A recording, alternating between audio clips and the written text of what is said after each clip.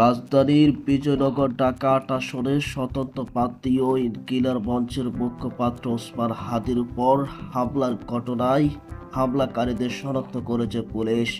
শুক্রবার 12 ডিসেম্বর রাত 12টার দিকে সাংবাদিকদের সঙ্গে ঢাকা মহানগর পুলিশ কমিশনার শেখ মোহাম্মদ সাজ্জাদ আলী এই তথ্য নিশ্চিত করেন। নামও জেনে গেছেন, আমরা মিডিয়াতেও দিয়ে দিছি, প্রাইম টার্গেটকে খুঁজতেছি। ডিএমপির পক্ষ থেকে জানানো হয়েছে, ঘটনার সংবাদ পাওয়ার সঙ্গে সঙ্গে পুলিশ ঘটনাস্থল পরিদর্শন করে। থানা পুলিশ ও ডিবির যৌথ অভিযান পরিচালনা করছেন।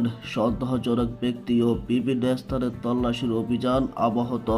পুলিশ বলছেন, গ্রেপ্তার এখন শুধু সময়ের অপেক্ষা। নির্বাচনের সময় গড়িয়ে আসায় পক্ষাঘাতে এই ধরনের হামলার ঘটনায় নিরাপত্তা রাজনীতিক অস্থিরতাশীল নিয়ে প্রশ্ন তুলছেন। কিন্তু প্রশাসন অপরাধীদের আইনের আওতায় আনতে তারা সর্বোচ্চ প্রস্তুত। ওসমান হাদির উপর হামলার ঘটনা, গ্রেপ্তার কবে, কারা জড়িত, সব আপডেট পেতে চোখ রাখুন আমাদের এই চ্যানেলে। ভিডিওটি ভালো লাগলে লাইক দিন, মতামত জানান, সাবস্ক্রাইব করতে ভুলবেন না। ধন্যবাদ।